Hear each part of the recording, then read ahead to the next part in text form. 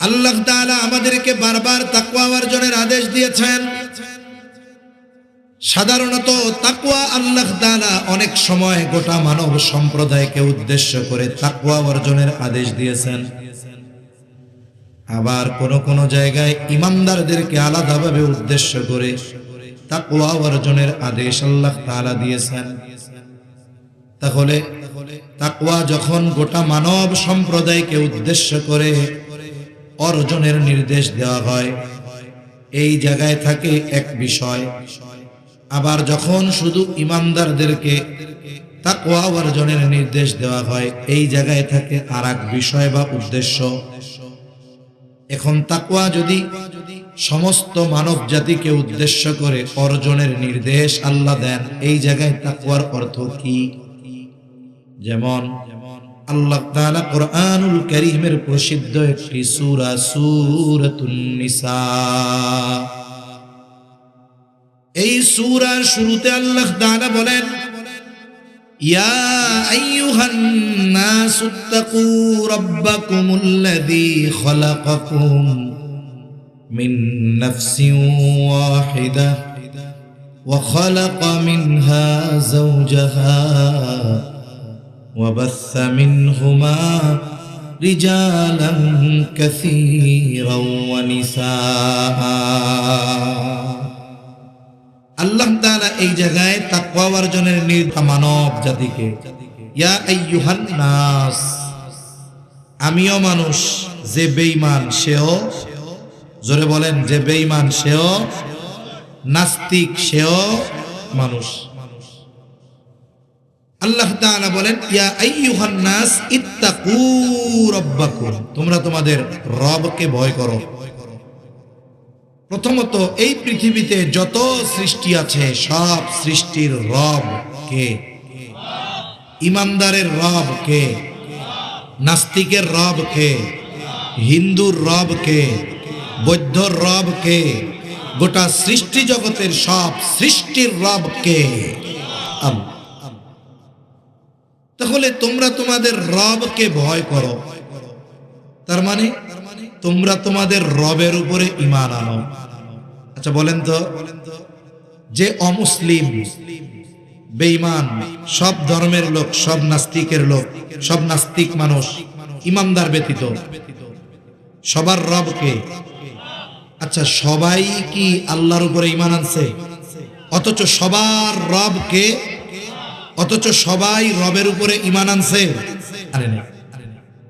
এজন্য আল্লাহ তাআলা যখন মানব সম্প্রদায়কে উদ্দেশ্য করে তাকওয়ার নির্দেশ দেন, তখন তাকওয়া দ্বারা উদ্দেশ্য হলো ঈমান।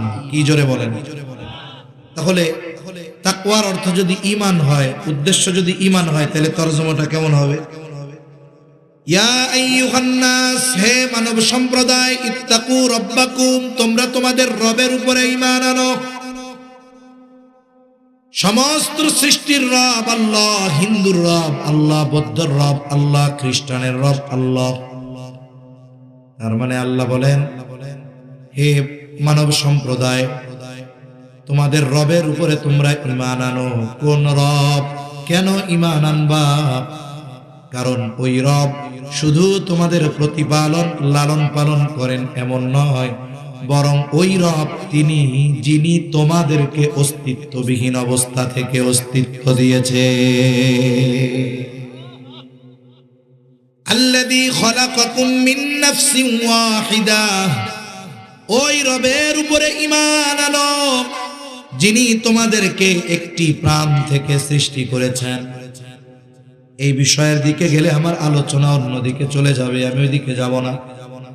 তাহলে আল্লাহ তাআলা যখন মানব সম্প্রদায়কে উদ্দেশ্য করে তাকওয়ার নির্দেশ দেন, এই জায়গায় উদ্দেশ্য ঈমান। কি জোরে বলেন?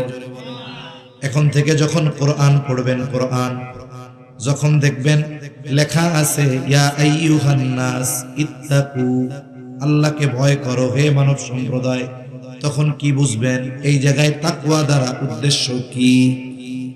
ঈমান। জোরে বলেন কি? এই জন্য কোন ব্যক্তি যখন ঈমান আনে সেও মুত্তাকি হয়ে যায়, তবে মুত্তাকির প্রাথমিক স্তরে থাকে। যেমন আপনার যদি 5 বছরের কোনো বাচ্চা থাকে অথবা নাতি-পুতি থাকে, আপনি ওকে ভর্তি করেছেন মক্তবে বা মাদ্রাসায়, এই যে যাকে প্রতিষ্ঠানে ভর্তি করা হলো, এর নতুন একটা পরিচয় হয়, সে হয় ছাত্র। তার নতুন পরিচয় কি? বয়স কয় বছর? ভর্তি হয়েছে স্কুলে বা মাদ্রাসায়, এখন সে কি হয়েছে? ছাত্র। আর একজন পড়ে রেঙ্গা মাদ্রাসায়, মাওলানা শেষ কইরা মুফতি পড়তেছে, ইফতা পড়তেছে, সেও রেঙ্গা মাদ্রাসার। জোরে বলেন, আপনাদের কি ঘুম আসতেছে? আমার কথা কি বুঝতে পারতেছেন? বোঝা যায় তো? আচ্ছা, তাহলে একটা তাকবীর দেন। নারায়ে তাকবীর, নারায়ে তাকবীর। এই তো মাশাআল্লাহ, এরকম আওয়াজ দিলে বোঝা যাবে যে মাত্র সন্ধ্যা পার হইছে। নাইলে যদি আপনারা আওয়াজ না দেন, আমার কেমন যেন মনে হইতেছে আমি রাত 12টার পরে ওয়াজ করতেছি। কথা বোঝা যায় তো? আলহামদুলিল্লাহ। তাহলে রেঙ্গা মাদ্রাসায় যে ইফতা পড়ে, মুফতি পড়ে, সেও ছাত্র। এই 2 দিন আগে যারে ভর্তি করছেন সেও ছাত্র। কিন্তু 2 ছাত্রের অবস্থান কি এক? হ্যাঁ, 2 জনের পরিচয় কিন্তু ছাত্র। ও হলো মাত্র ঢুকছে প্রাথমিক ছাত্র, আর উনি হলো হায়ার লেভেলের ছাত্র। কোন ব্যক্তি যখন ঈমান আনে, সে হলো প্রাথমিক স্তরের মুত্তাকি। এই জন্য কোরআনুল কারীমের সর্ববৃহৎ সূরা, সেই সূরার নাম কি? সবচেয়ে বড় সূরা, এই সূরার নাম কি? জোরে বলেন, নাম কি? সূরা বাকারা। সবাই জানেন তো? জানার আওয়াজ তো হইল না, মানে আপনারা যে সবাই জানেন, আওয়াজ বলতেছে সবাই জানে না। সবচেয়ে বড় সূরার নাম কি? সূরা বাকারা। সূরার একেবারে শুরুতে আল্লাহ কি বলেন? আলিফ লাম মিম যালিকাল কিতাবু লা রাইবা ফীহি হুদাল লিল মুত্তাকিন। আল্লাহ রাব্বুল আলামিন বলেন আলিফ লাম মিম। এর অর্থ আল্লাহ তাআলা ভালো জানেন। এরপর আল্লাহ তাআলা বলেন যালিকাল কিতাবু লা রাইবা ফীহি হুদাল লিল মুত্তাকিন। আল্লাহ তাআলা বলেন, আল্লাহ রাব্বুল আলামিন বলেন যালিকাল কিতাব লা রাইবা ফি, ওইটা এমন এক কিতাব যার মধ্যে কোনো সন্দেহ নাই। শুধু তাই নয়, হুদাল লিল মুত্তাকিন, এটা মুত্তাকিনদের জন্য পথ প্রদর্শক, মুত্তাকিনদের জন্য হেদায়েত। তাহলে এই জায়গায় মুত্তাকিন উদ্দেশ্য কি? মুত্তাকিন দ্বারা উদ্দেশ্য হলো মুমিন। তার মানে হুদাল লিল মুত্তাকিন আই হুদাল লিল মুমিনিন। তার মানে আল্লাহ তাআলা কোরআনুল কারীমের মধ্যে ঈমানদারদেরকেও মুত্তাকি বলে অভিহিত করেছে। তার মানে একজন ব্যক্তি যখন ঈমান আনে, সে মুত্তাকির প্রাথমিক অবস্থায় থাকে, প্রাথমিক স্তরে থাকে। ওই যে প্রতিষ্ঠানে ভর্তি হইছে মানে সে ছাত্র, কিন্তু সে প্রাইমারির ছাত্র। আর একজন মাস্টার্স কমপ্লিট করে যে কোনো বিষয়ের উপরে আলাদাভাবে অধ্যয়ন করতেছে, পিএইচডি করতেছে, সে হায়ার লেভেলের ছাত্র। আল্লাহ তাআলা যখন ঈমানদারদেরকে উদ্দেশ্য করে তাকওয়া অর্জনের নির্দেশ দেন, এই জায়গায় ঈমান আনা উদ্দেশ্য নয়। কারণ মানব সম্প্রদায়কে উদ্দেশ্য করে তাকওয়া অর্জনের নির্দেশ দিলে উদ্দেশ্য ঈমান আনা। এখন আমরা তো ঈমান আনছি, আমাদেরকেও আল্লাহ বলতেছেন যে তোমরা তাকওয়া অর্জন করো। তাইলে আমাদেরকে তাকওয়া অর্জন করতে বললেন, এর দ্বারা উদ্দেশ্য কি? এর দ্বারা উদ্দেশ্য আব্দুল্লাহ ইবনে আব্বাস রাদিয়াল্লাহু তাআলা আনহু বলেন, উদ্দেশ্য হলো আল্লাহর আদেশগুলো মানো, নিষেধ থেকে বাঁচো। আল্লাহর আদেশগুলো মানো, নিষেধ থেকে বাঁচো। একজন ব্যক্তি মুত্তাকি হওয়া ছাড়া জান্নাতে যেতে পারবে না। কেন পারবে না? 1 নম্বর, ঈমান আনার মাধ্যমে মুত্তাকি হবে।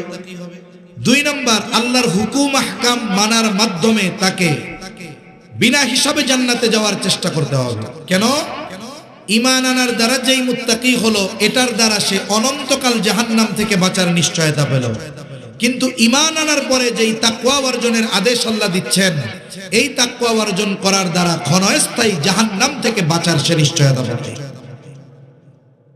ঈমান আনার পরে আমাদের কাজ কি? বলে আল্লাহ যেটা আদেশ করেছেন সেটা করা, যেটা নিষেধ করেছেন সেটা থেকে বিরত থাকা, এটাই হলো তাকওয়া। আর যেই মুমিন আল্লাহর আদেশ মানে, নিষেধ থেকে বেঁচে থাকে, সেই হলো মুত্তাকি।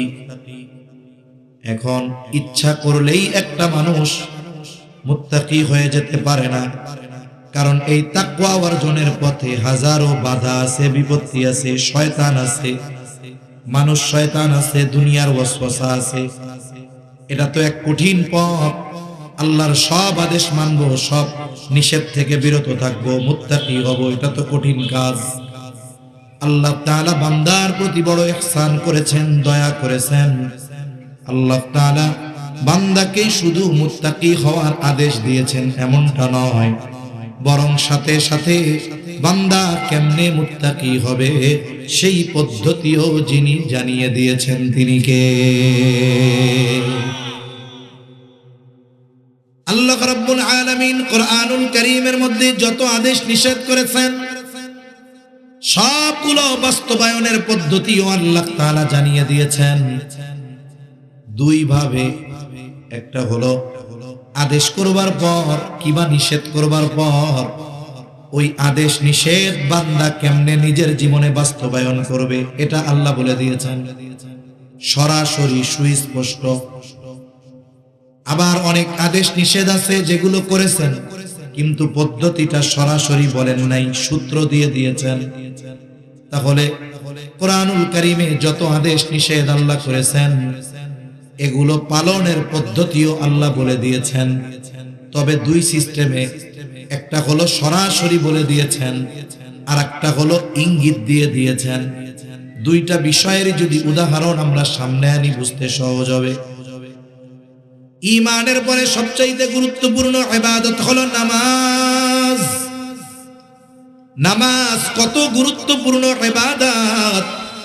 কোরআনুল কারীমের মধ্যে আল্লাহ তাআলা ৮২ জায়গায় নামাজের কথা বলছেন। কয় জায়গায়?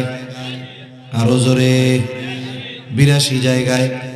উলামায়ে কেরাম আছে, জিজ্ঞাসা করবেন হুজুর আল্লাহ তো নামাজের আদেশ দিয়েছে কোরআনে, আমরা যে নামাজ পড়ি ফজরের ২ রাকাত সুন্নাত কিবা ফরজ যেইভাবে পড়ি, তাকবীরে তাহরিমা থেকে নিয়ে একেবারে সালাম ফেরানো পর্যন্ত যত মাসলা মাসাইল আছে, সারা দুনিয়ার উলামায়ে কেরামকে যদি শুধু কোরআন হাতে দিয়ে বলা হয় ২ রাকাত নামাজের যত মাসলা মাসাইল আছে শুধুমাত্র কোরআন থেকে, নবীজির হাদিস ধরা যাবে না, নবীজির সুন্নাহর কাছে যাওয়া যাবে না, শুধু কোরআন থেকে ২ রাকাত নামাজের সব মাসলা মাসাইল গুলো বের করে দেন। কিয়ামত পর্যন্ত যদি হায়াত দেওয়া হয়, আমার আপনার নবীর সিরাত বাদ দিয়ে, সুন্নাত বাদ দিয়ে শুধুমাত্র কোরআন থেকে ২ রাকাত নামাজের পদ্ধতি বের করা সম্ভব নয়। অথচ নামাজের আদেশ দিয়েছেন কে? জোরে জোরে কে দিয়েছেন? আছে কোথায়? কোরআনে। আছে কোথায়? নামাজের আদেশ আল্লাহ দিয়েছেন, এটা কোরআনে আছে, কিন্তু নামাজ কিভাবে পড়ব এ পদ্ধতি কোরআনে নাই। আসেনি? নাই। এখন আদেশ তো আল্লাহ করার পরে আদেশ বাস্তবায়নের পদ্ধতি আল্লাহ বলে দেয়। বলছে? বলে হ্যাঁ বলছে। আদেশ করেছেন নামাজের কে? বান্দা কি করবে? আল্লাহর আদেশের আনুগত্য করবে। কি করবে? ইতাআত করবে। কার আদেশের আনুগত্য করবে? এখন আমরা বললাম আল্লাহ আপনি তো আদেশ করলেন নামাজের, এখন এই আদেশের আনুগত্য কেমনে করব? এই আদেশ বাস্তবায়ন কেমনে করব? আমার মালিক আমাদের রব জবাব দিয়ে বলেন, বান্দা পেরেশানি কইরো না, নামাজের আদেশ দিয়েছি, এই আদেশের আনুগত্য কোন পদ্ধতিতে করবা, কেমনে করবা আমি আল্লাহ কোরআনে স্পষ্টভাবে বলি নাই, তবে বাদও রাখি নাই। তোমরা নামাজ পড়ো, কিভাবে পড়বা? আমাকে যেভাবে পড়তে দেখো সেইভাবে পড়ো। তার মানে আমাদেরকে নামাজের আদেশ দিয়েছেন আল্লাহ, আর আমাদেরকে ওই নামাজ পড়ার পদ্ধতি শিখিয়েছেন মুহাম্মাদুর রাসূলুল্লাহ সাল্লাল্লাহু আলাইহি ওয়াসাল্লাম। আমাদের দেশে সময়ের সাথে সাথে নতুন অনেক ফিতনার আবির্ভাব ঘটতেছে। এর মধ্যে একটি ফিতনার নাম আহলে কোরআন ফিতনা, হাদিস অস্বীকারীদের ফিতনা। আছে না নাই? এদের কিছু আলামত আছে। আমাদের জাতীয় মসজিদের সম্মানিত খতিব, বিশ্ববিখ্যাত আলেমে দ্বীন মুফতি আব্দুল মালিক সাহেব বারাকাল্লাহু ফি হায়াতি, সকলে বলি আমিন। হযরত কয়েকটা আলামত বলছেন। একটা আলামত হইল এরা কবর জগৎ, আলমে বরজখ অস্বীকার করে। এরা বলে কবরে সওয়াল জবাব এসব কিচ্ছু নাই, নাউজুবিল্লাহ বলেন। এরা এগুলা বলে, এরা হাদিস অস্বীকারী। এরপরে এরা নামাজ 5 ওয়াক্ত বিশ্বাস করতে চায় না। এই ধরনের অনেক কথা বলবে যে শুধু কোরআন মানতে হবে, হাদিস মানার দরকার কি? আচ্ছা বলেন তো, কোরআন কালাম কার? কালাম যে আল্লাহর। এটা কি আল্লাহ আমাদের সরাসরি লেখা বই আকারে দিছে? সাহাবায়ে কেরাম আল্লাহর এই কালাম কার জবান দিয়ে শুনছে? জোরে বলেন না, কার জবান দিয়ে? নবীজির জবান দিয়ে, তাই না? তাহলে কোরআন সাহাবায়ে কেরাম শুনছে নবীজির জবান দিয়ে। তাইলে যেটাকে আমরা হাদিস বলি ওইটা কি আমার বাপদাদার কথা? কার? নবীজি মুখ দিয়া বইলা বলছে এটা কোরআন, বিশ্বাস করলা। ওই নবীর জবানের কথা হাদিস বিশ্বাস করো না, চিটিংবাজি পাইছো কোথায়? মনে রাখবেন, যারা হাদিস অস্বীকার করে এরা কোরআন অস্বীকারী। এটা মুখ দিয়ে বলে না কিন্তু, কারণ কোরআন তো আল্লাহ সরাসরি লেখা দেন নাই, তক্তায় কিতাব আকারে পাঠান নাই। নবীজির কাছে আল্লাহ কোরআন নাজিল করছেন। কোরআন এই যে কিতাব আকারে লিপিবদ্ধ অনেক পরে হয়েছে। হযরত ওসমান রাদিয়াল্লাহু তাআলা আনহুর সময় ব্যাপকভাবে এটাকে একেবারে সুন্দর করে একত্রিত করে এরপরে করা হয়েছে। এর আগে তো সাহাবায়ে কেরাম মুখস্থ করে রাখতো। কেউ চামড়ায় লেখা রাখছে, কেউ গাছের বাকলে লেখা রাখছে, কেউ মুখস্থ করে ফেলছে। ওনাদের স্মরণ শক্তি অনেক ছিল। তার মানে যারা বলে আমরা আহলে কোরআন, হাদিস অস্বীকার করে, এরা নিঃসন্দেহে কোরআন অস্বীকারী, কোনো সন্দেহ নাই। কারণ কোরআনও আমরা পাইছি তো নবীর জবান দিয়ে। নবী বলছে এটা আল্লাহর কালাম, আমরা বিশ্বাস করে নিয়েছি। তাইলে ওই নবীর কথা বিশ্বাস কইরা কোরআনরে বিশ্বাস করো, আর ওই নবীর কথা হাদিস এটাকে বিশ্বাস করো না। এই চিটিংবাজি চলবে না।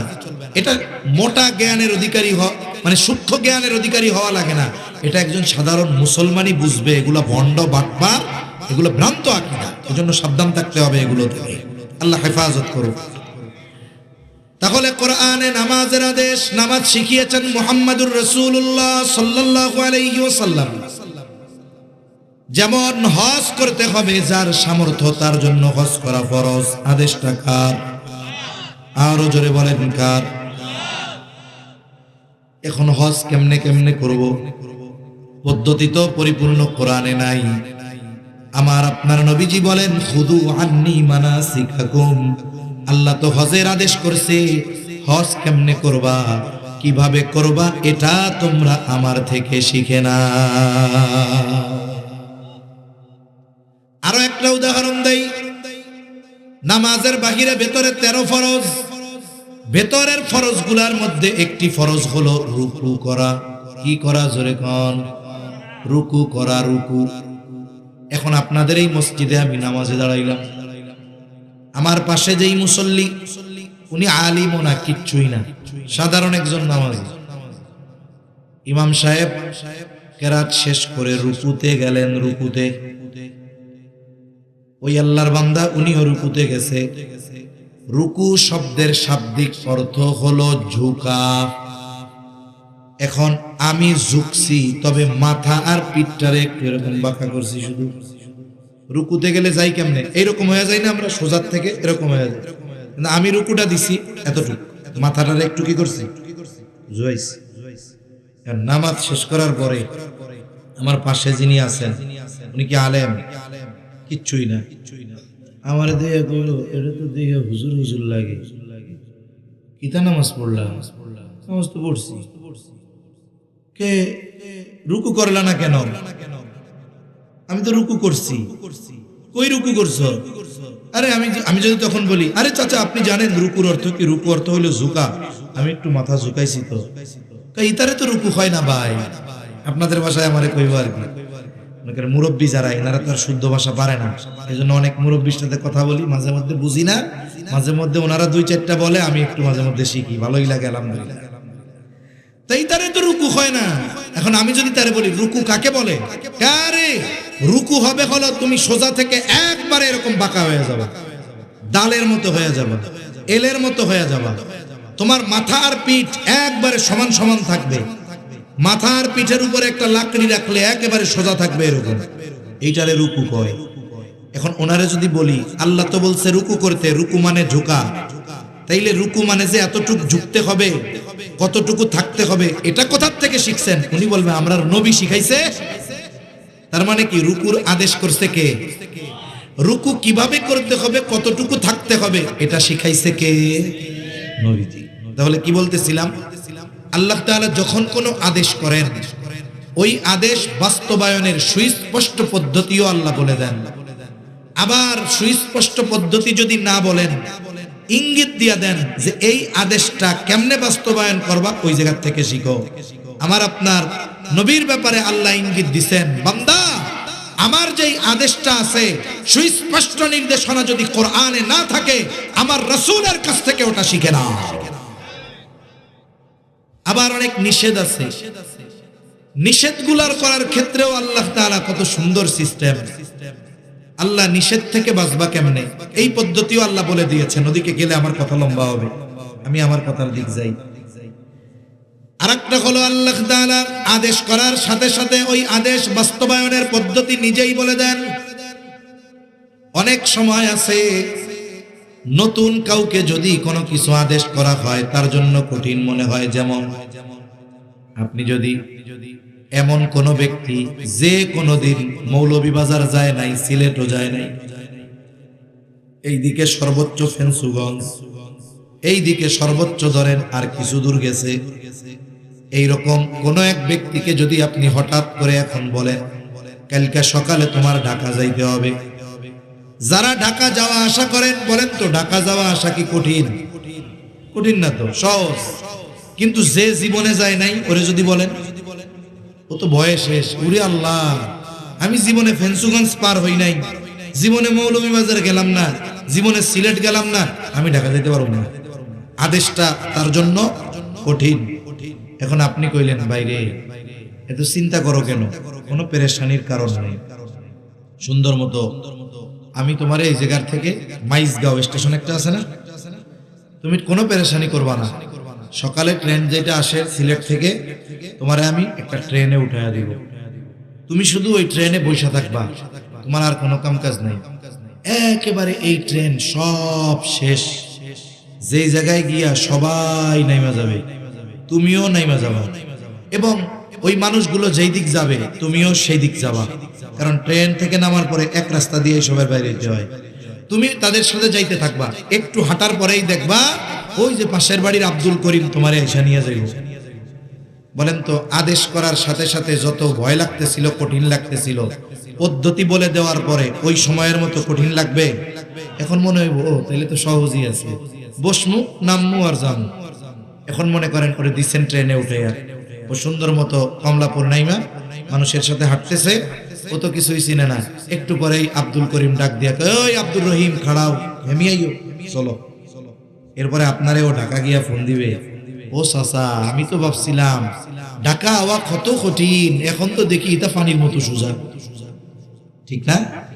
কেন সোজা মনে হইছে? ওই যে তারে পদ্ধতি যখন বইলা দিছে তার কাছে সহজ লাগছে, পদ্ধতির যখন প্রয়োগ করছে দেখছে আরে আসলে তো এটা সোজা, আমি না ভয়ে অবস্থা খারাপ যে ঢাকা যাবো কেন। তাহলে আল্লাহ তাআলা তাকওয়ার আদেশ করেছেন, তাকওয়া অর্জনের আদেশ করার সাথে সাথে বান্দা এই তাকওয়া কেমনে অর্জন করবে সেটাও জানায় দিয়েছেন কে? এটাতে আল্লাহ ইঙ্গিত দেন নাই, বরং সরাসরি কোরআনুল কারীমের মধ্যে অনেকগুলো পদ্ধতি আল্লাহ তাআলা জানায় দিয়েছেন।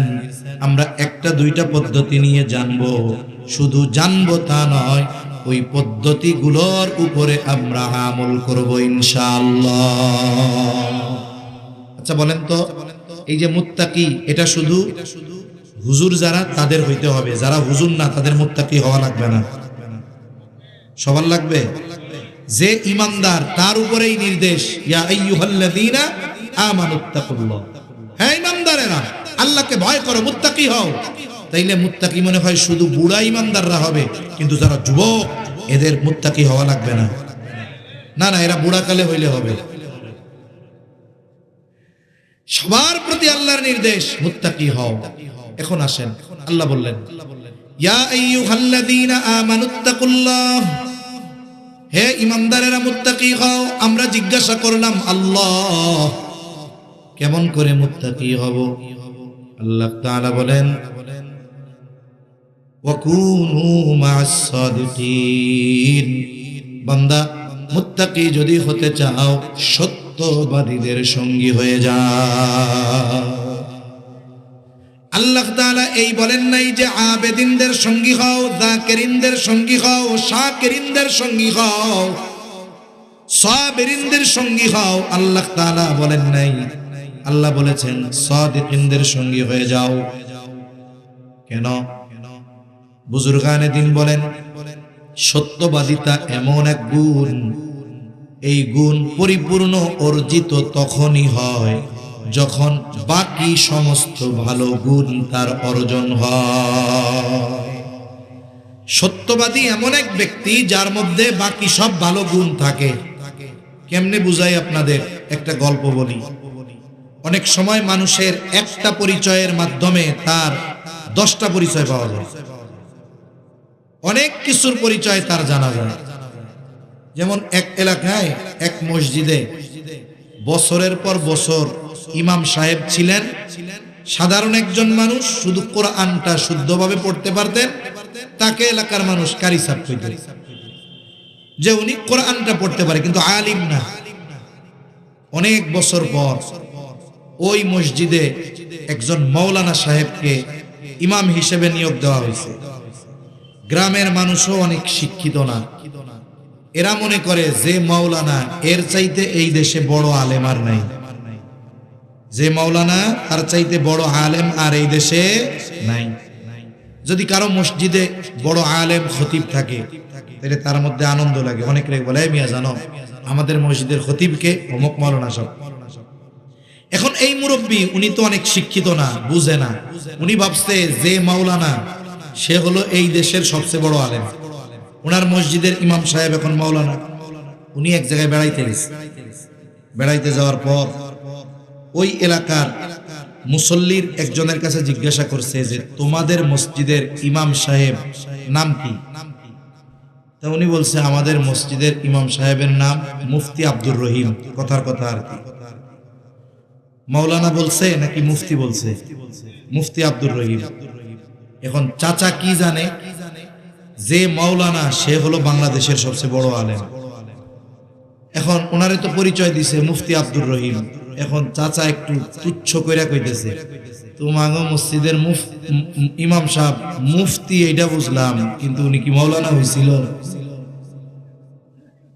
এখন কন্ত যেই আল্লাহর বান্দা মুফতি হইছে সে যদি মাওলানা না হয়, সে কি ইফতা পড়ার বা ফতোয়া বিভাগের বারান্দা দিয়ে হাঁটতে পারবে?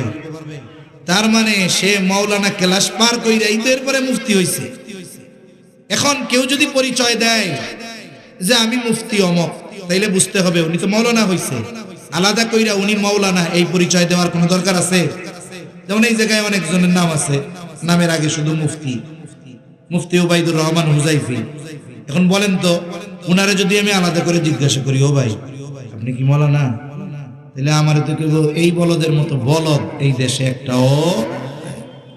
তার মানে উনি গুণ উল্লেখ করছে মুফতি, এর দ্বারা আমরা বুঝতে পারলাম আরো কিছু গুণ ওনার মধ্যে আছে। অনুরূপ ভাবে সাদিকিনদের সঙ্গী আল্লাহ হইতে বলছেন কেন? বলে বাস্তবেই যারা সাদিকিনদের অন্তর্ভুক্ত তাদের মধ্যে বাকি সব ভালো গুণ আছে।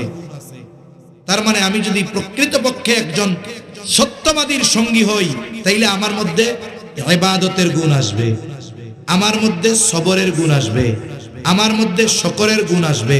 এক কথায় ভালো গুণ আমি ওই জায়গা থেকে পাবো।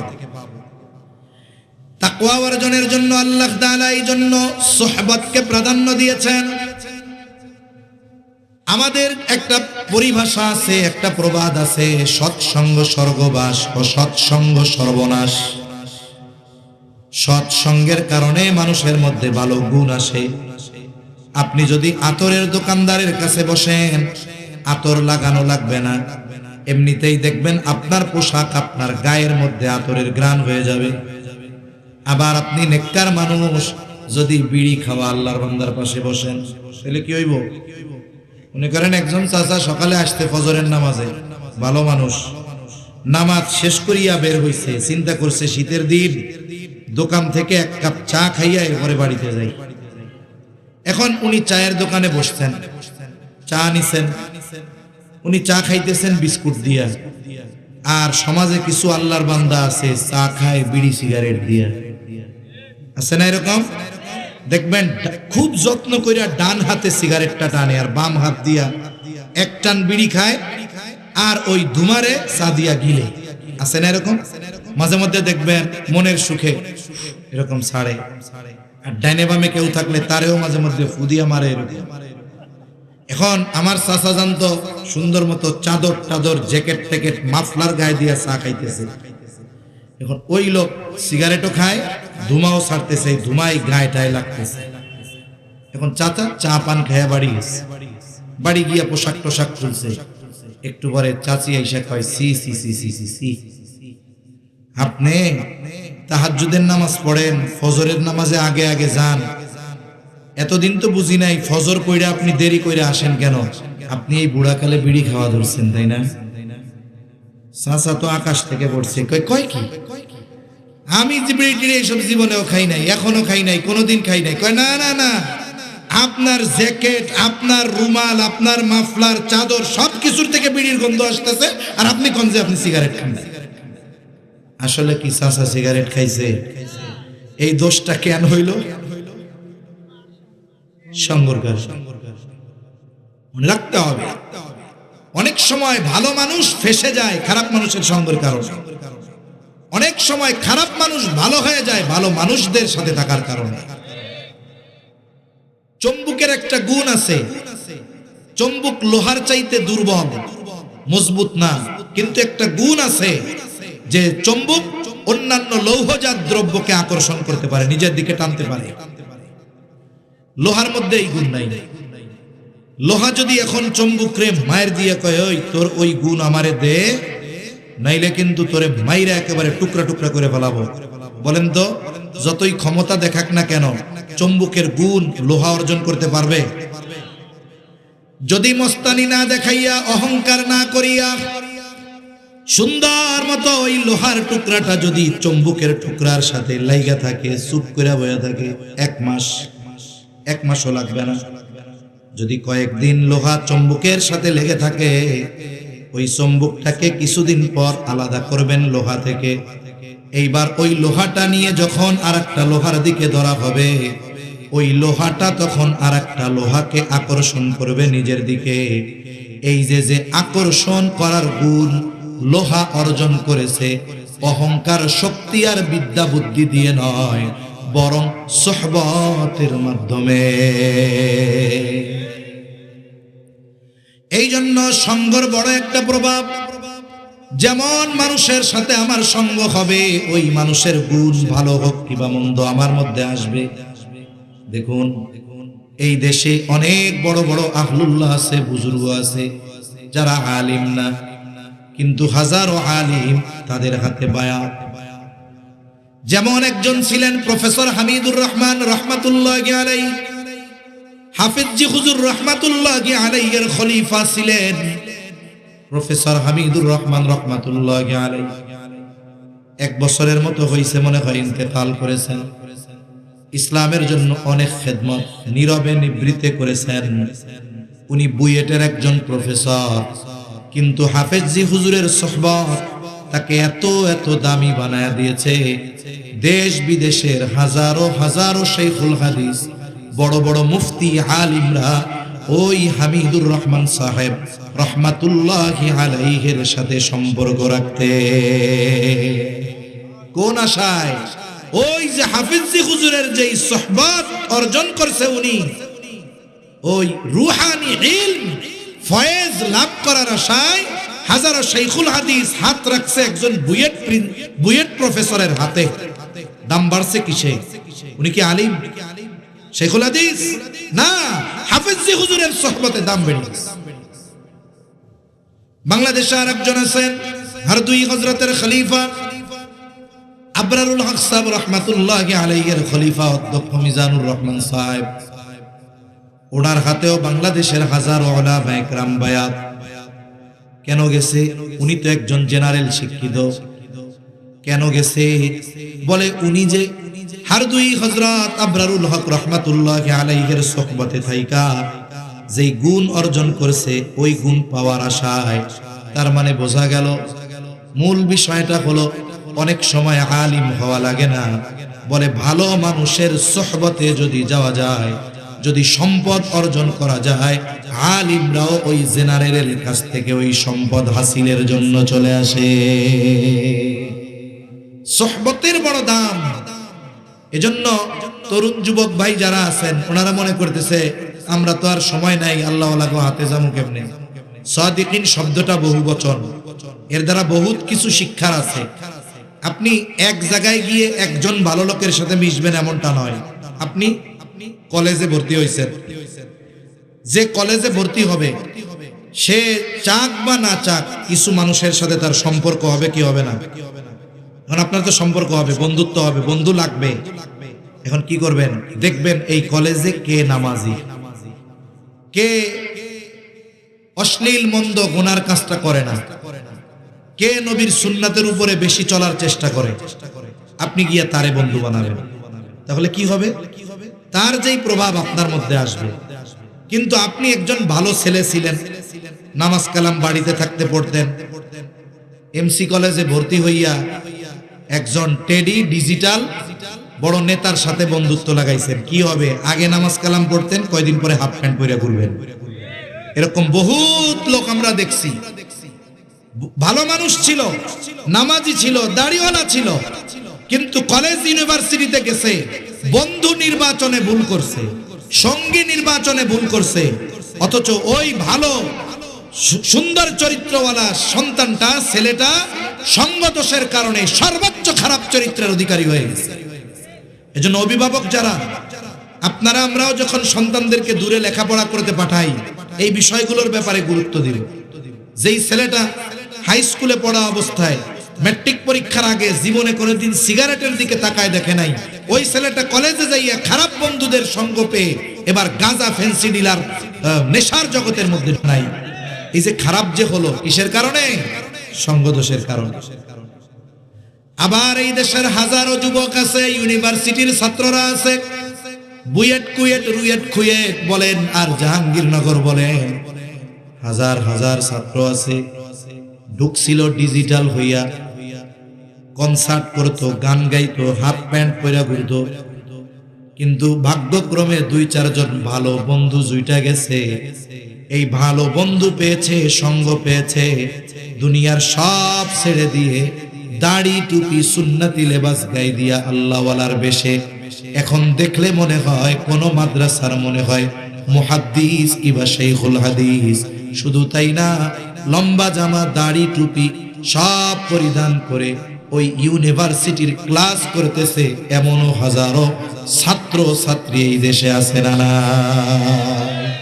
সোহবতের কারণে অধিকাংশ ছাত্রের পরিবর্তন সোহবতের কারণে, ভালো মানুষের সঙ্গের কারণে। এজন্য সর্বক্ষেত্রে আমরা যদি আল্লাহর হুকুম আহকাম মানতে চাই, নিষেধ থেকে বাঁচতে চাই, মুত্তাকি যদি হতে চাই, সঙ্গ নির্বাচন করতে হবে, সঙ্গী নির্বাচনে সতর্ক হতে হবে, সাদিকিন তথা সত্যবাদীদের সঙ্গী হিসাবে গ্রহণ করতে হবে। নির্দেশটা কার? জোরে বলেন, আরো জোরে বলেন কার? সব সময় চেষ্টা করব যে আমার চাইতে ভালো তাকে বন্ধু বানানোর জন্য। তাইলে কি হবে? তাহলে তার যেহেতু ভালো বেশি, তার মধ্য থেকে আমার মধ্যে কিছু আসবে, তাই না? আসবে। তাহলে 1 নাম্বার পদ্ধতি আল্লাহ বলেন ওয়াকুনু মাআস সাদিকিন, মুত্তাকি যদি হতে চাও সত্যবাদীদের সঙ্গী হয়ে যাও। 2 নাম্বার আল্লাহ তাআলা বলেন ইয়া আইয়ুহাল্লাযীনা আমানুত্তাকুল্লাহ, হে ঈমানদারেরা মুত্তাকি হও। আমরা জিজ্ঞাসা করলাম আল্লাহ মুত্তাকি কেমনে হব? আল্লাহ তাআলা বলেন ওয়াল তানজুর নাফসুম মা কদ্দামাত লিগাদ, তুমি নিজের দিকে নজর দাও, আগামীর জন্য তুমি কি পাঠাইছো। আগামী দ্বারা উদ্দেশ্য কি? আগামী দ্বারা উদ্দেশ্য হলো আখিরাত, পরকাল। আগামী দ্বারা উদ্দেশ্য আগামীকাল না, 10 বছর পরে কি হবে ওইটা নয়, কারণ এই আগামী হলো অনিশ্চিত। আমি জানি না আগামীকাল বেঁচে থাকবো কিনা, 5 বছর পরে বাঁচবো কিনা, এই আগামী ভবিষ্যৎ অনিশ্চিত। তার মানে আল্লাহ বলেন বান্দা আগামী দ্বারা উদ্দেশ্য হলো ওই কবরের জন্য কি পাঠাইছো। কিয়ামতের দিন যেন তুমি আল্লাহর পক্ষ থেকে পুরস্কৃত হয়ে জান্নাত পাও, এই জন্য কি পাঠাইছো। পুলসেরাত জানি বিজলির মতো পার হতে পারো, এই জন্য কি পাঠাইছো। কবরটা যেন জান্নাতের বাগান হয়, এই জন্য তুমি কি পাঠাইছো। তুমি নিজের দিকে নজর দিয়া ওই হিসাবটা কইরো। শুধু দুনিয়ার টাকা পয়সা দৌলতের হিসাব করলে হবে না, বরং প্রত্যেকটি ব্যক্তিকে মুহাসাবা করা দরকার রাতের কিছু অংশে, যে আজ সারা দিনে আমি আখিরাতের জন্য কি পাঠাইলাম। আপনি যদি শুধু হিসাব করি আজকে কত কামাইলাম, আজকে ব্যবসা বাণিজ্য কত হইল, এই হিসাব করলে তো দুনিয়ার একটা বিষয় হলো, কিন্তু আখিরাতের হিসাব করা দরকার। চিন্তা করা দরকার যে আমি আজকে সারা দিনে কত নেকের কাজ করলাম, আজকে সারা দিনে আমার ভালো কাজ কয়টা, আজকে সারা দিনে আমার গুনার কাজ কয়টা, এই হিসাব করার দরকার আছে না নাই? বুজুর্গানে দিন এজন্য আমাদেরকে মুহাসাবার কথা বলছে। মুহাসাবা কি? আমলের হিসাব, কর্মের হিসাব। রাতের বেলায় 5টা মিনিট সময় বিছানায় শুয়েছেন, এবার একটু হিসাব করেন যে আমি আজকে সারাদিনে কয়টা ভালো কাজ করছি, কয়টা মন্দ কাজ করছি। তাহলে আপনি একটা হিসাব বের করতে পারবেন আজকে সওয়াব বেশি না গুনাহ বেশি। এই হিসাবটা করা দরকার। যদি হিসাব প্রতিনিয়ত করি তাহলে দেখবেন আমার মধ্যে সতর্কতা আসবে, আমার মধ্যে চিন্তা আসবে, আখিরাতের ভয় আসবে। এক সময় কি হবে যে দেখা যাবে রাতের বেলা যখন শুইতেছি আমার গুনাহই নাই, আজকে গুনাহই হয় নাই, আজকে আমার সারাদিন শুধু নেকের কাজ হইছে। বলে হুজুর আমরা তো বনি আদম, গুনাহ না হইয়া থাকে কেমনে? বলে কবিরা গুনাহ থেকে তো বাঁচলেন সতর্কতার সাথে, এখন সগীরা গুনাহ তো বান্দার সব সময় হয়। আবার নবীজি বলেন প্রত্যেক নামাজের মাধ্যমে ওই নামাজের আগে উভয় নামাজের মধ্যবর্তী যত সগীরা গুনাহ ওই নামাজ পড়ছে তো সাথে সাথে মাফ হয়ে যায়। সুবহানাল্লাহ। এখন আপনি যখন যোহর পড়েন, ফজর থেকে যোহর সগীরা গুনাহ মাফ, আসর পড়লে যোহর থেকে আসর সগীরা গুনাহ মাফ, মাগরিব পড়লে আসর থেকে মাগরিব মাফ। এখন এশা যখন পড়া হয় বলে মাগরিব থেকে এশা পর্যন্ত যত সগীরা গুনাহ মাফ। এখন আপনি এশার নামাজ পড়ে আর কিছুই করেন নাই, বাসায় এসে ঘুমায় পড়ছেন, একটা নেকের কাজ করছেন।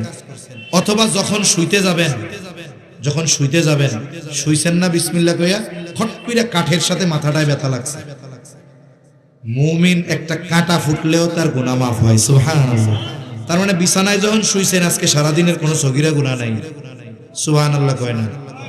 আমি যদি মুহাসাবা করি তাহলে আমার জীবনটা এমন হবে। সেজন্য হিসাব করব তো ইনশাআল্লাহ, ওই যে গুনাহ থেকে বাঁচতে পারবো, নেকের কাজ করতে পারবো। তাহলে 2টা বিষয় জানলাম, একটা হলো সাদিকিনদের সঙ্গী হব, সুহবত নিব। যত ব্যস্ততা থাক জীবনের কিছু না কিছু সময়, দিনের অথবা সপ্তাহের কয়েকদিন কিছুটা সময় আমি একজন আল্লাহওয়ালা ভালো মানুষের কাছে যাব। সাথে সাথে আমি প্রতি রাতে আমার সারা দিনের নেক আমল আর বদ আমলের হিসাব করব। বলা যায় না এই হিসাব আমার জীবন পরিবর্তনের কারণ হতে পারে কি পারে না? পারে। তাহলে নবীজির এই নসিহতের দিকে যাই। নবীজি 3টা নসিহত করেছেন। 1 নাম্বার ইত্তাকিল্লাহা হাইসুমা কুনতা, যেখানেই থাকো না কেন ভয় করবা কাকে? জোরে বলেন। তার মানে মুত্তাকি হও। কেমনে হব? আল্লাহ বলেন বান্দা মুত্তাকি যদি হতে চাও সত্যবাদীদের সঙ্গী হও। মুত্তাকি যদি হতে চাও তুমি আগামীর দিকে নজর দাও, তুমি কি প্রেরণ করেছো। আর বুজুর্গানে দিন বলেন এটা হবে মুহাসাবা, হিসাবের মাধ্যমে। এই 2টা বিষয় যদি যথাযথভাবে আমরা পালন করি, আশা করা যায় আমরা শুধু মুমিন থাকব না, আমরা প্রকৃত মুত্তাকি হয়ে যাব। আর বলেন, যে প্রকৃত মুত্তাকি, যেই ইমানদার, সে কি আল্লাহর হক নষ্ট করবে? আল্লাহর হক কি? তারই ইবাদত করতে হবে, তার সাথে শিরিক করা যাবে না। এখন যেই ব্যক্তি, যেই ইমানদার পরিপূর্ণ মুত্তাকি, সে কি আল্লাহ ছাড়া অন্য কারো ইবাদত করবে? জীবন চলে যাবে তাও তো করবে না। আল্লাহর সাথে শিরিক করবে? করবে না। তার মানে মুত্তাকি ব্যক্তি পরিপূর্ণভাবে কার হক আদায় করে? আল্লাহর হক। এবার দ্বিতীয়টা, নিজের হকের কথা। ওয়াতবি'is সাইয়্যাতাল হাসানাতা তামহুহা। তোমার দ্বারা যদি কখনো মন্দ কাজ হয়ে যায়, তুমি নেকের কাজ করবা। মানুষ, আমাদের দ্বারা পাপ হতেই পারে, মন্দ কাজ হতেই পারে। নবীজি বলেন, কুল্লু বানি আদামা খাত্তাউন ওয়া খায়রুল খাত্তাইন আত-তাওয়াবুন। প্রত্যেকটি বনি আদম পাপী, তবে নবী রাসূলগণ ছাড়া। আহলুস সুন্নাত ওয়াল জামাআতের আকীদা কি? সব নবী রাসূলগণ মাসুম, কোন নবীর কোনো পাপ হয় নাই। আর ভুল হওয়া এটা পাপ নয়। আদম আলাইহিস সালাম গন্ধম ফল খাইছেন ভুলে। এই যে রোজার মাস আসতেছে, আজকে শাবানের 1 তারিখ, রোজার মাসে একজন আল্লাহর বান্দা যদি রোজা রাইখা ভুল কইরা পেট ভইরা খায়, রোজা ভাঙবে? জোরে কয় না ভাঙবে। কিন্তু মনে পড়ার পরে যদি 1 লোকমা খায়, শেষ। আমার আপনার মতো না খান্দা ভুলে রোজা রাইখা পেট ভইরা খাইলে, রোজা রাইখা পেট ভইরা খাইলে গোনাহ হয় না, রোজা ভাঙে না। আর আদম আলাইহিস সালাতু ওয়াস সালাম ভুলে গন্ধম ফল খাইছে, ওনার পাপ হইছে। সেজন্য সাবধান, এই ব্যাপারে সর্বোচ্চ কঠোর থাকতে হবে।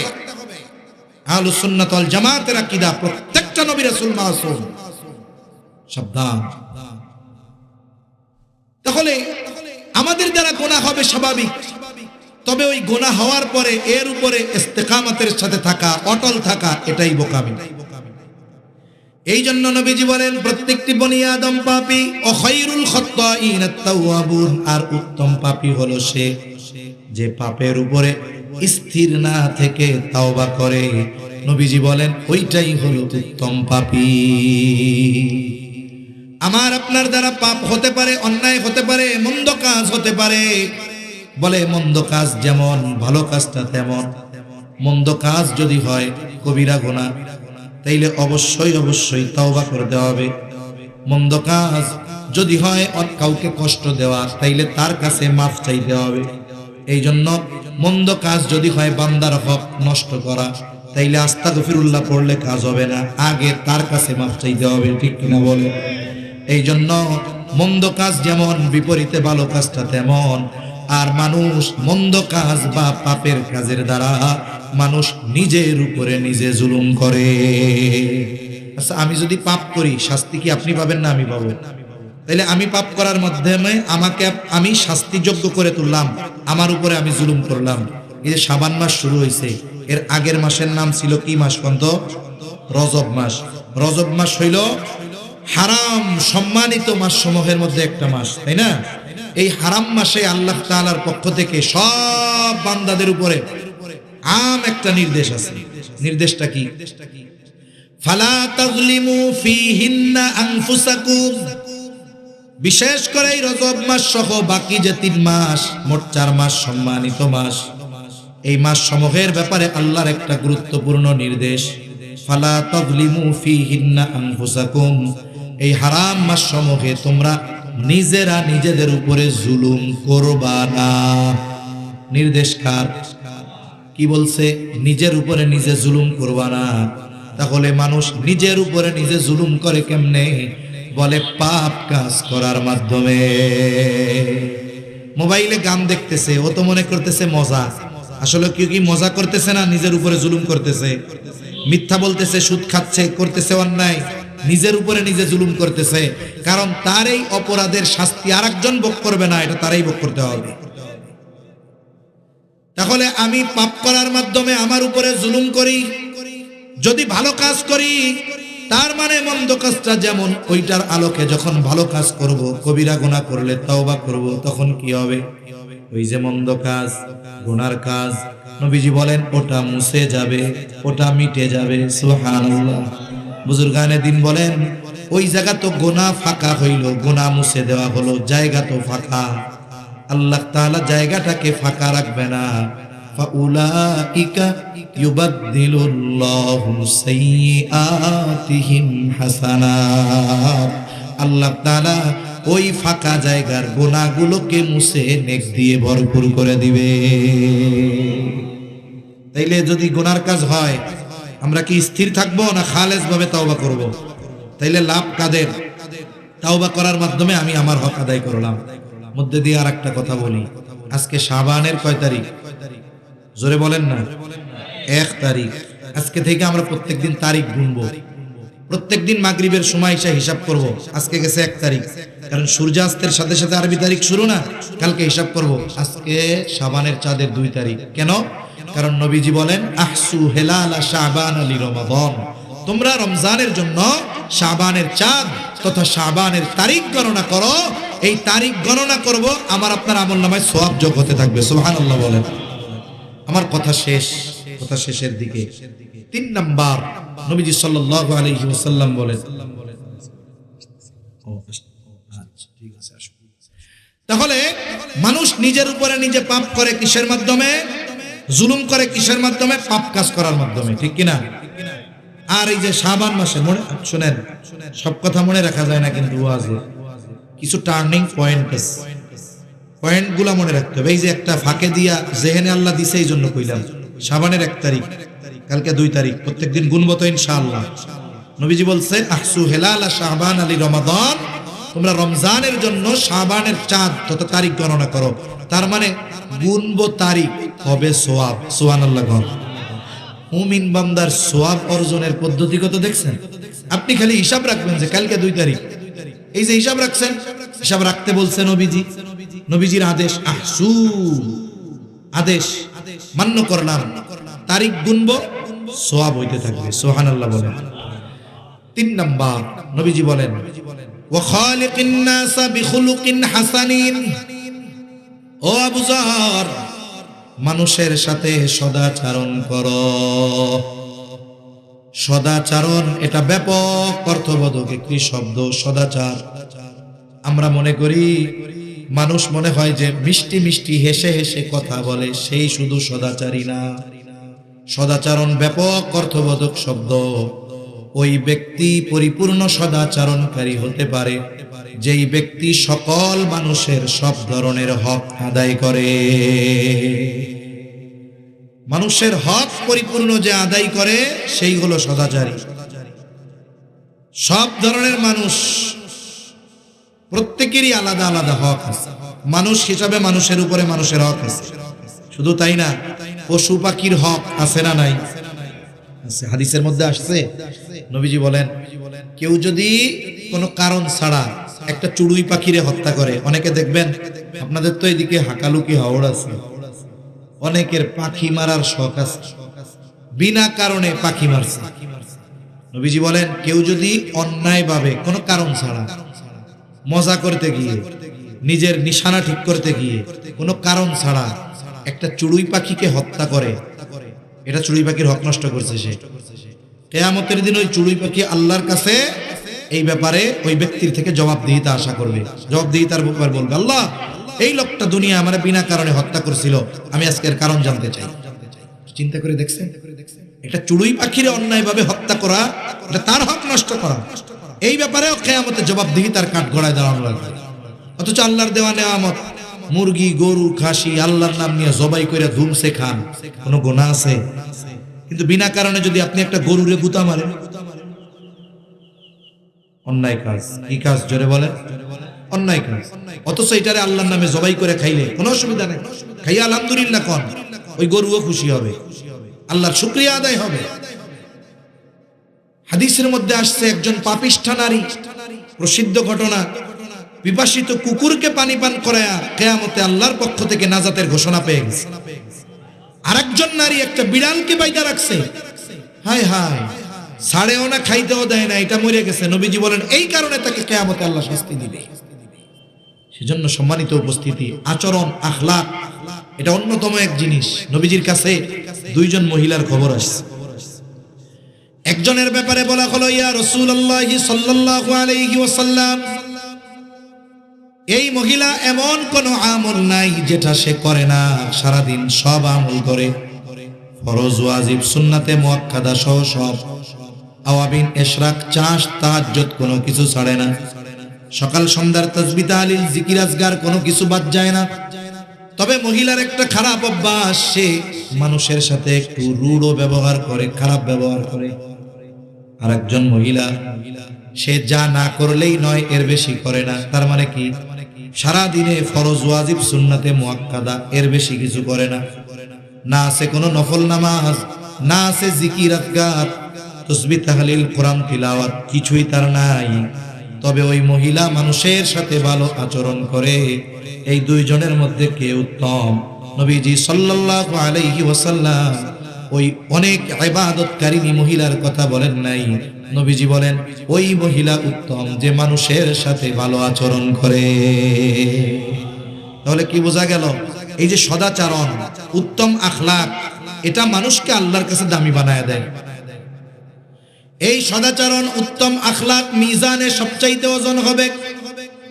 রাসূল আকরাম সাল্লাল্লাহু আলাইহি ওয়াসাল্লামকে জিজ্ঞাসা করা হলো, ইয়া রাসূলুল্লাহ সাল্লাল্লাহু আলাইহি ওয়াসাল্লাম, মিজানে সবচাইতে ওজন হবে কোন আমল?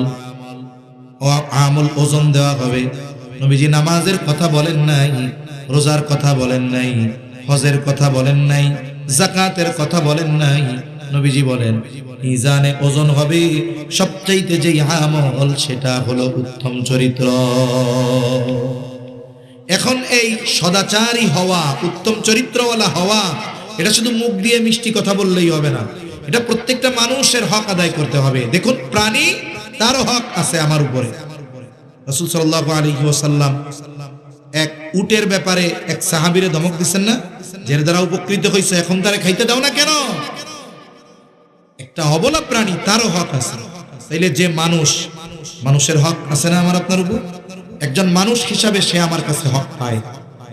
একজন মানুষ অমুসলিম হতে পারে, অমুসলিম হওয়ার পরেও মানুষ হিসাবে তার হক আছে। মুমিন হিসাবে মুমিনের উপরে মুমিনের হক আছে। প্রতিবেশী হিসাবে প্রতিবেশীর উপরে হক আছে, যদিও প্রতিবেশী অমুসলিম হয়। প্রতিবেশী অমুসলিম হলেও হক আছে না? তার সাথে ভালো আচরণ করতে হবে না? হবে তো। আমরা তো মুসলিম প্রতিবেশীর সাথেও ভালো আচরণ করি না, অথচ নবীজির কাছে আয়েশা সিদ্দিকা রাদিয়াল্লাহু তাআলা আনহা বলতেছেন, ইয়া রাসূলুল্লাহ সাল্লাল্লাহু আলাইহি ওয়াসাল্লাম, আমার দুইজন প্রতিবেশী, একজন মুসলিম আর একজন ইহুদি। ইয়া রাসূলুল্লাহ, প্রতিবেশী হিসাবে কে আমার কাছে বেশি হক পাও না? নবীজি এইখানে ধর্মীয় পরিচয়কে প্রাধান্য দেন নাই।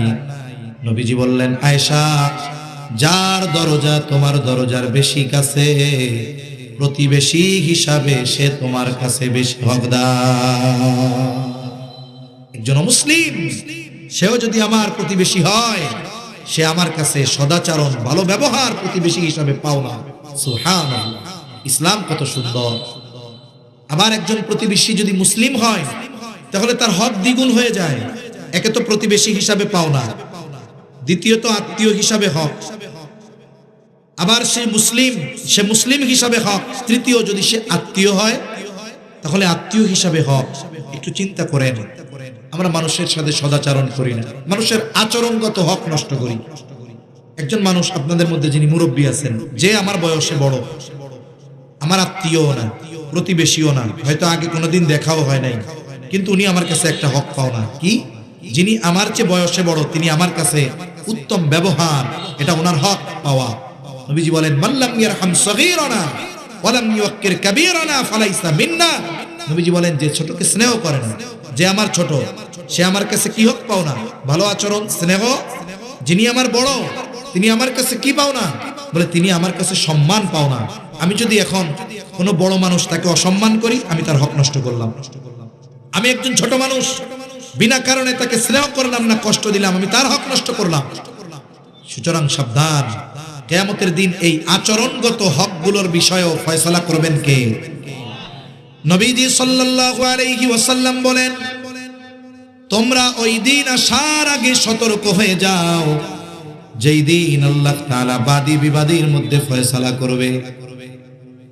নবীজি বলেন, দুনিয়াতে কেউ যদি অপরকে কথার দ্বারাও একটা কষ্ট দিয়ে থাকে, কথার দ্বারা, নবীজি বলেন কিয়ামতের দিন এই বিষয়টারও মীমাংসা ফয়সালা যিনি করবেন তিনি কে?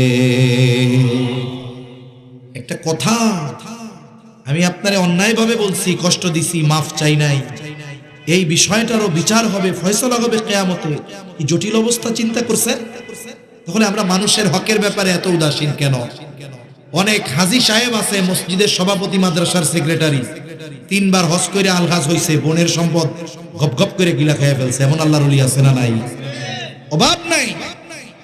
অথচ নবীজি সাল্লাল্লাহু আলাইহি ওয়াসাল্লাম যখন দুনিয়া থেকে চলে যাওয়ার কিছুদিন আগে আল্লাহ তাআলা যার আগে পরে সব মাফ করে দিয়েছেন, রহমতের নবী, রাহমাতুল লিল আলামিন, দুনিয়া থেকে যাওয়ার কয়েকদিন আগে সাহাবায়ে কেরামকে মসজিদে নববীর মধ্যে ডাকছেন, ডেকে বলতেছেন, অনেক কথা বলছেন, এর মধ্যে এটাও বলছেন যে তোমরা যদি আমার কাছে কেউ কোনো কিছু পাওনা থাকো, এটার দ্বারা উদ্দেশ্য হতে পারে অর্থ, হতে পারে আচরণ, কথার দ্বারা যে কোনো বিষয়। যেমন আমি যদি আপনার সাথে খারাপ ব্যবহার করি, আপনার আমার কাছে একটা পাওনা আছে। কি পাওনা? এই যে সরি বলা, ক্ষমা চাওয়া, এটা আপনার পাওনা না। শুধু টাকা পয়সা মানুষের কাছে মানুষ পাওনা থাকে না, অনেক সময় আচরণও পাওনা থাকে। যদি কেউ কিছু পাও, চেয়ে নাও। রাহমাতুল লিল আলামিন বলতেছে, আমি চাই না কেউ আমার কাছে কোনো কিছু পাওনা থাকবে আর এই অবস্থায় আমি আল্লাহর সাথে মোলাকাত করব, এটা আমি পছন্দ করি না। সুবহানাল্লাহ। অথচ আমাদের অবস্থা কি? আমরা মানুষের সাথে আচরণগত কষ্ট দেই। অনেকে আছে মা বাবার সাথেও তো এই হকগুলো নষ্ট করে বসে আছে, অনেকে আত্মীয় স্বজনের হক নষ্ট করে বসে আছে, অনেকে প্রতিবেশীর সাথে খারাপ ব্যবহার করে বসে আছে, অনেকে বন্ধের সম্পদ মেরে খেয়ে বসে আছে, অনেকে বিনা কারণে মানুষের সাথে খারাপ ব্যবহার করতেছে, আছে না নাই? এজন্য সাবধান, আমরা আমার আর এক মুসলমান ভাইয়ের আচরণগত কষ্টেরও কারণ হব না। আমি আমার মুসলমান ভাইয়ের সাথে নরম থাকবো। রুহামা উবাইনাহুম, সাহাবায়ে কেরামের মধ্যে কি গুণ ছিল? আশিদ্দাউ আলাল কুফার রুহামা উবাইনাহুম, কাফেরদের ব্যাপারে ছিল সর্বোচ্চ কঠোর, আর মুমিনদের একে অপরের ব্যাপারে এদের পারস্পরিক সহানুভূতি, মুহাব্বত কেমন ছিল তাদের। আর আমরা মুসলমানের সাথে খারাপ ব্যবহার করি রাজনৈতিক পরিচয়কে সামনে এনে। আস্তাগফিরুল্লাহ। ওই দল করে, ওই দল করে, এই জন্য ও ওরে দেখতে পারে না, ও ওরে মারে, ও ওকে বকা দেয়। আহা, এই যে আসাবিয়াত, দলান্ধতা, এটা যে কত জঘন্য এক খারাপ কাজ, মুসলমানদের রন্ধ্রে রন্ধ্রে এটা ঢুকে গেছে। ও কি করে বিএনপি, ও কি করে খেলাফত, ও কি করে জমিয়ত, কয় এ ওরে দেখতে পারে না, এ ওরে দেখতে পারে না, আছে না নাই? ও ভাই, যে জমিয়ত করে, যে খেলাফত করে, দুইজনের রবই তো একজন নাকি? জোরে বলেন না, কয়জন? একজন, সব এক আমাদের। কিন্তু কেন আপনি এই দুনিয়ার এই বিষয়টাকে সামনে এনে আর এক মুমিন ভাইকে গালি দেন? অথচ আল্লাহ তাআলা বলেন এই আয়াতেরই সারাংশ, ইয়া আইয়ুহাল্লাযীনা আমানুত্তাকুল্লাহ হাক্কা তুকাতিহি ওয়া লা তামুতুন্না ইল্লা ওয়া আনতুম মুসলিমুন। হে ঈমানদারেরা, তোমরা আল্লাহকে ভয় করো, ভয় করার মতো ভয় করো। মুফাসসিরিনে কেরাম বলেন প্রথমবার উদ্দেশ্য ঈমান আনো, এরপরে বলে আল্লাহ তাআলার হুকুম আহকাম যথাযথভাবে মান্য করো। ওয়া লা তামুতুন্না ইল্লা ওয়া আনতুম মুসলিমুন, আর মুসলমান না হয়ে তোমরা মৃত্যুবরণ করিও না। তার মানে তোমার আকীদা ঠিক করো, এরপরে আল্লাহর আদেশ নিষেধ মানো। একজন ইমানদার লা ইলাহা ইল্লাল্লাহু মুহাম্মাদুর রাসূলুল্লাহ বলছে, ইমানদার ঠিক আছে, কিন্তু কিছু বিষয় আছে যেগুলো বলার দ্বারা ঈমান চলে যায়, যেগুলো করার দ্বারা ঈমান চলে যায়। ঈমান আনার পরেও কিছু আকীদাগত বিষয় আছে, আকীদার বিষয়গুলোকে পরিশুদ্ধ করো, এরপরে যত আদেশ নিষেধ আছে এগুলা করো। তাহলে কি হবে? তুমি মুসলমান হবে। তার মানে তুমি আকীদা বিশুদ্ধ না করে, তুমি আল্লাহর হুকুম আহকাম যথাযথভাবে না মেনে মুসলমান না হয়ে তুমি মইরো না। এখন যারা মুসলমান হয় তাদের অনেকগুলো কোয়ালিটি, যোগ্যতা, গুণ থাকে। এগুলোর মধ্যে একটা কি? নবীজি বলেন আল মুসলিমু মান সালিমাল মুসলিমুনা মিন লিসানিহি ওয়া ইয়াদিহি।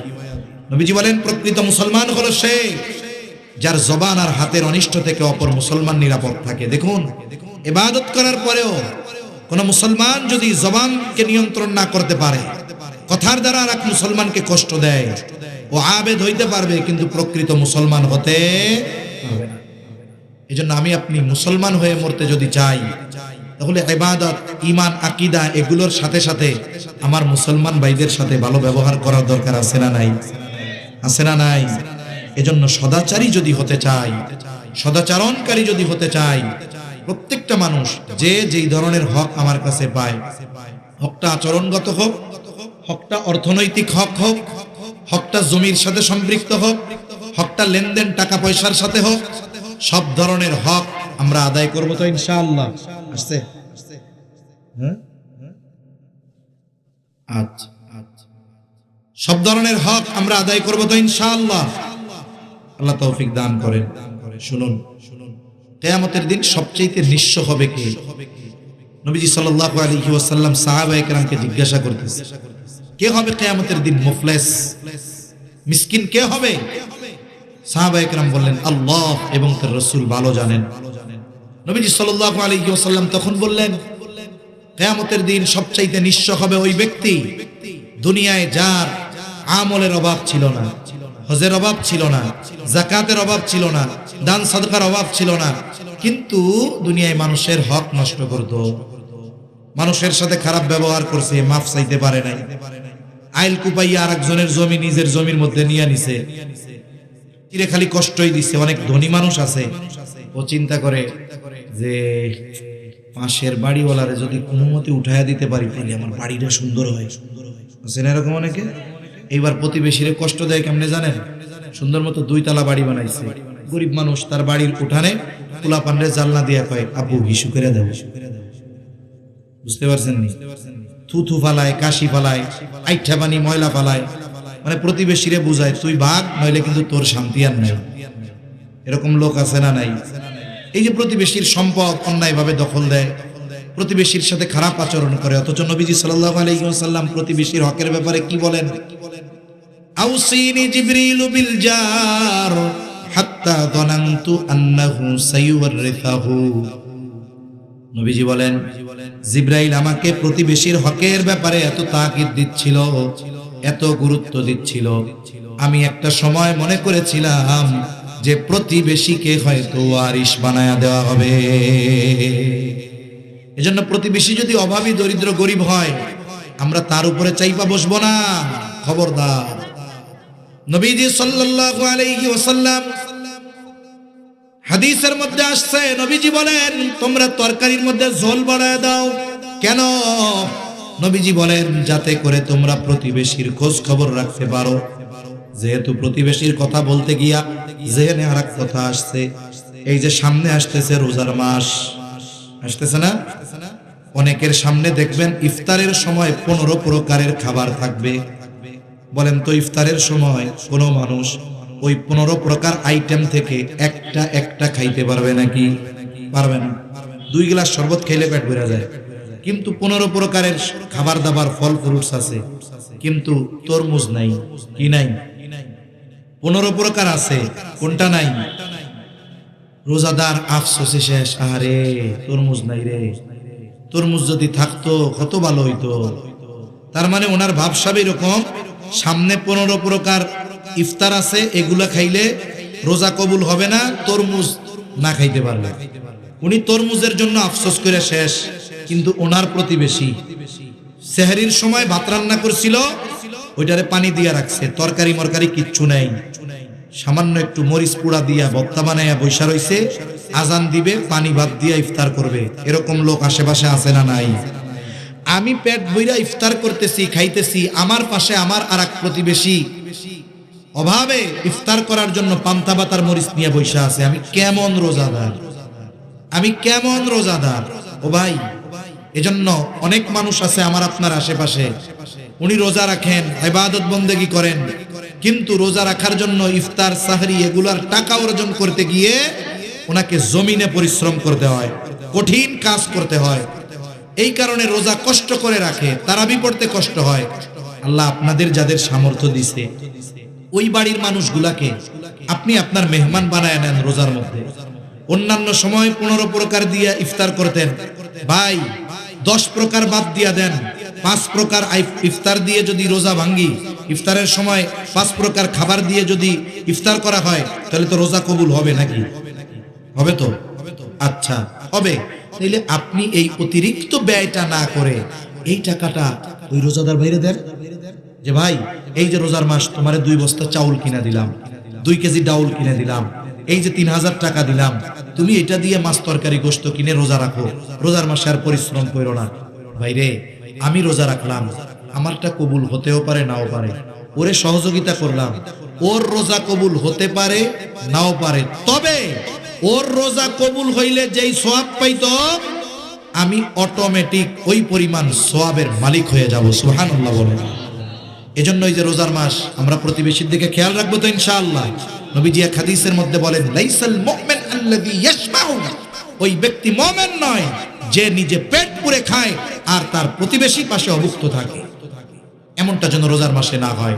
আমি আমার ইফতার, আমি আমার সাহরি, এগুলো একা একা ভালো খাবো এমন নয়, আমার আশেপাশের মানুষ যারা অভাবী দুস্থ তাদেরকেও আমার দস্তরখানে শামিল করব, তাদেরকেও আমি একটু তাদের পাশে দাঁড়াবো।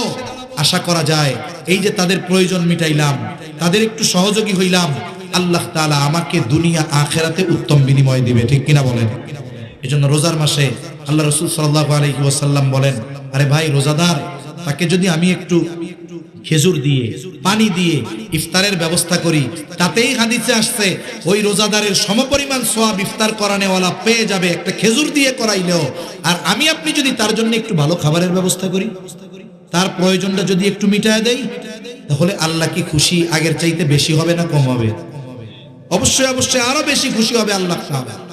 সাথে সাথে আপনি একজন বান্দার প্রয়োজন মিটিয়েছেন, এই সময় তার ইফতারের প্রয়োজন ছিল, এই সময়টাতে তার একটু সাহরির প্রয়োজন ছিল। আল্লাহ রাসূল সাল্লাল্লাহু আলাইহি ওয়াসাল্লাম বলেন, যেই মুমিন অপর মুমিনের প্রয়োজন মিটায়, আল্লাহ তাআলা ওই ব্যক্তির দুনিয়া আখিরাতের প্রয়োজন মিটায় দেয়। সুবহানাল্লাহ। তাহলে এই ধরনের কাজের মাধ্যমে আমরা মানুষের সাথে ভালো আচরণকারী হব, ভালো ব্যবহারকারী হব। অনেক সময় অনেকে পাশে পাশে আছে ইয়েতিম, অসহায়, বিধবা, আমরা এদের ব্যাপারে খবর নিব।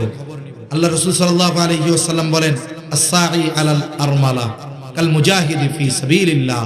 এই যে ব্যক্তি বিধবা, মিসকিন, অসহায়, এদের সাহায্য করে, হ্যাঁ, তাদের সহযোগী হয়, সে যতক্ষণ তাদের সহযোগিতায় থাকে কেমন যেন সে জিহাদের ময়দানে থাকে। সুবহানাল্লাহ। দারুল দেওবন্দের একজন আলেম ছিলেন, নামটা আমার মনে পড়তেছে না, হযরত এই হাদিসের উপরে আমল করতেন। দেওবন্দের অনেক অঞ্চলে ছিল অনেক মুরব্বী মানুষ, বিধবা, সন্তানও দূরে থাকে নাই। উনি বাড়ি বাড়ি গিয়ে বলতেন, কারো কি কিছু বাজার থেকে আনা লাগবে? এক মহিলা কইছে আমার মরিচ আনতে হবে, হযরত ওই লেখা টাকা নিয়ে যাইতেন, মরিচ আইনা ওনারে দিতেন। এমনও হয়েছে নাকি একদিন এক মহিলা ওনারে 3 বার বাজারে পাঠাইছে, বিধবা মহিলা, সন্তান নাই, অসহায়, 3 বার উনি হাসি মুখে বাজারে গেছে। এই হাদিসগুলোর উপরে আমল করছে। এই মানুষগুলোর কথা আমরা শুনি, নাম মনে নাই আমার, কিন্তু দিল থেকে তার জন্য দোয়া আসতেছে না? যে কেমন মানুষ, হাজারো ব্যস্ততার মাঝে বিরক্ত হন নাই, বারবার পাঠাইছে, উনি বারবার গেছে। আহা, আমরা তো আমাদের আশেপাশে এরকম দুস্থ অভাবী মানুষ যারা আছে, ইয়েতিম মিসকিন যারা আছে, এদের পাশে দাঁড়াবো ইনশাআল্লাহ। দাঁড়াবো তো? এই যে নবীজির 3টা নসিহতের আলোকে আমরা আলোচনা করলাম। 1 নাম্বার, নবীজি বলেন, ইত্তাকিল্লাহা হাইসুমা কুনতা, হে আবু যর, যেখানেই থাকো না কেন আল্লাহকে ভয় করবা। আল্লাহ তাআলাও তাকওয়া অর্জনের নির্দেশ দিয়েছেন। কেমনে তাকওয়া অর্জন করব? 2টা পদ্ধতি আমরা জানছি। সাদিকিনদের সঙ্গী হব, বন্ধু বানাবো নামাজি, নেককার, বদকারের সাথে সঙ্গী হব না। ইমাম সাহেবের সাথে আমার খাতির হবে, আলিমদের সাথে আমার খাতির হবে, তালিবুল ইলমদের সাথে খাতির হবে। যে বিড়ি সিগারেট গাঁজা খায়, ওর ব্রেন যত ভালো হোক, ওর সাথে আমার কোনো সম্পর্ক, এরকম বন্ধু বানাবো। কলেজ, স্কুল, ইউনিভার্সিটি, প্রত্যেক জায়গায় নেককারকে বন্ধু হিসাবে গ্রহণ করব।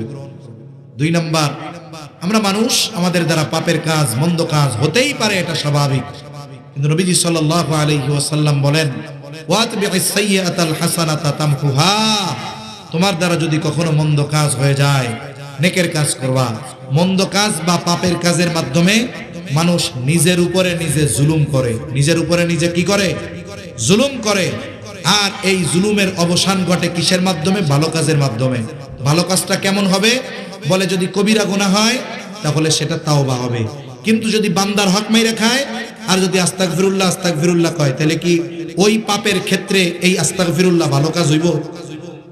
আস্তাগফিরুল্লাহ দিয়ে অন্য পাপ মাপ হইতে পারে, কিন্তু বান্দার হকটা তো মাপ হবে না। এজন্য মনে রাখবো, তাওবা কবুলের 3টি বা 4টি শর্ত। 3টি বা কয়টি? 1 নাম্বার, অন্যায়টা যদি বান্দার হকের সাথে সম্পৃক্ত না হয়, আল্লাহর হকের সাথে সম্পৃক্ত, তাহলে কি? 1 নাম্বার, যেই পাপের ব্যাপারে তাওবা করব, যেই পাপ থেকে আমি ফিরব, সেই পাপ ছাড়তে হবে। পাপ কি করতে হবে? ছাড়তে হবে। 2 নাম্বার, এই যে অতীতে কইরা আসছি এই পাপ, এই কারণে লজ্জিত হতে হবে। 3 নাম্বার, ভবিষ্যতে ওইটা না করার ব্যাপারে 100% এরাদা ওয়াদা করতে হবে। এটা হলো বান্দার হক, আল্লাহর হকের ব্যাপারে। তাহলে কি? 1 নাম্বার, পাপ ছাড়বো। 2 নাম্বার, লজ্জিত হব। লজ্জিত হওয়া মানে হলো ক্ষমা চাওয়া। এখানে ইস্তেগফার, আল্লাহ আমারে মাফ করে দেন। পাপটা ছাড়লাম, লজ্জিত হয়ে ক্ষমা চাইলাম যে আল্লাহ মাফ করে দেন। 3 নাম্বার, ভবিষ্যতে আল্লাহ আর এই গুনাহ করব না। যদি এইভাবে তাওবা করি, আল্লাহর হক যদি নষ্ট হয় তাহলে আল্লাহ কি করবেন? মাফ করে দিবেন। আর যদি পাপটা বান্দার হক সম্পৃক্ত হয়, আগে তার কাছে মাফ চাইতে হবে। আগে তার কাছে মাফ চাইতে হবে, কারণ সে যদি মাফ না করে আল্লাহ তাআলা মাফ করবে না। এজন্য নবীজি বলেন, ওয়াতবি'is সাইয়্যাতাল হাসানাতা তামহুহা। তোমার দ্বারা যদি কখনো মন্দ কাজ হয়ে যায়, নেকের কাজ করো, ভালো কাজ করো, ভালো কাজ মন্দ কাজ মিটায় দেয়। আল্লাহ বলেন, ইন্নাল হাসানাতি ইউযহিবানাস সাইয়্যাত। নেকের কাজ মন্দ কাজকে মিটায় দেয়। এরপরে 3 নাম্বার, নবীজি সাল্লাল্লাহু আলাইহি ওয়াসাল্লাম বলেন, ওয়া খালিকিন নাসা বিখুলুকিন হাসানিন। মানুষের সাথে সদাচরণ করো। ওই যে শুরুতে বলছিলাম, এই 3টি গুণ অর্জন যে করতে পারে, 1 নম্বরে হক আদায় হয় কার? আরো জোরে বলেন, কার? 2 নাম্বার, হক আদায় হয় নিজের। বলেন, 2 নাম্বার, হক আদায় হয় কার? নিজের। 3 নাম্বার, যদি প্রকৃত সদাচরণকারী হওয়া যায় তাহলে মানুষের হক আদায় করা হয়। আর কিয়ামতের দিন মানুষ আল্লাহর হকের চাইতে বান্দার হকের বিষয়ে ধরা পড়ে যাবে বেশি। আমরা এই 3টা গুণ অর্জন করব তো ইনশাআল্লাহ? জোরে বলেন, আসছে? জোরে বলেন, করব তো ইনশাআল্লাহ? কারা কারা করবে একটু হাত উঁচা করি। নারায়ে তাকবীর, নারায়ে তাকবীর। মাশাআল্লাহ, হাত নামাই। আল্লাহ তাআলা আমাদের সকলকে এই 3টি গুণ, নবীজির নসিহতের আলোকে এই 3টা গুণ যথাযথভাবে অর্জনের তৌফিক আল্লাহ দান করেন। সকলে বলি আমিন। ওয়া আখিরু দাওয়ানা আনিল হামদুলিল্লাহি রাব্বিল আলামিন। আলহামদুলিল্লাহ। আমাদের শ্রদ্ধেয় বড় ভাই দিলকাশ বয়ান আপনারা তো শুনছেন। এখন তো মোটামুটি সিলেটের মানুষের হৃদয়ের মানুষ হযরত চলে আসছেন। অনেক যুবক ভাই হযরতের বয়ানের আশায় আছেন। এজন্য আপনাদের অনুরোধ, আপনারাও সুন্দর মতো বৈশা যান। আমিও আপনাদের কাছে দোয়া চাই। আসসালামু আলাইকুম ওয়া রাহমাতুল্লাহি ওয়া বারাকাতুহু। আলহামদুলিল্লাহ, আলহামদুলিল্লাহ। দেশ দিয়েছেন।